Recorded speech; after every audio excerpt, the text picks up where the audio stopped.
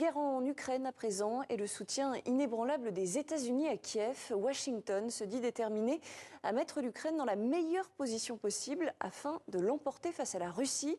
Elisabeth Guedel, vous êtes notre correspondante aux États-Unis. Cette déclaration, Elisabeth, elle intervient à une dizaine de jours de la rencontre entre Joe Biden et Volodymyr Zelensky.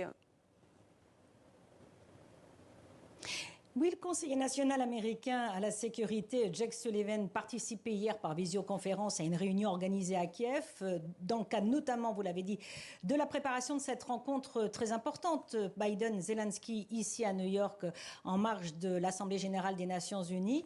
Et donc, Jake Sullivan a assuré que le président américain était déterminé à utiliser les 4 derniers mois de son mandat pour favoriser, pour placer l'Ukraine effectivement dans une position qui lui permettrait de l'emporter dans ce conflit face à la Russie. C'est une déclaration qui a été très entendue par le président ukrainien.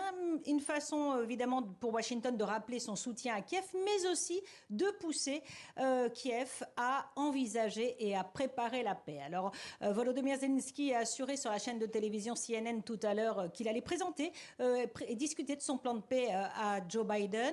Un plan qui va parler de sécurité, de force militaire, a précisé Volodymyr Zelensky, mais également de la place de l'Ukraine dans le monde. Il compte également présenter ce plan à Kamala Harris et Donald Trump, les deux candidats à la présidentielle.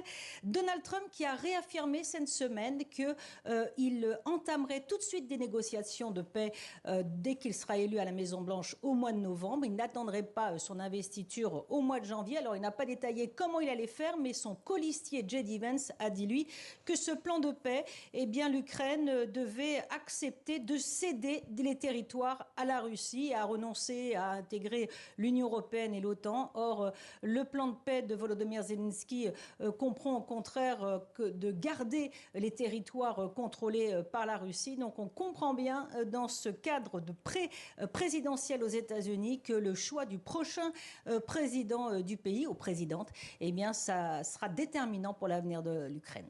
Merci Elisabeth Guedel en direct de New York.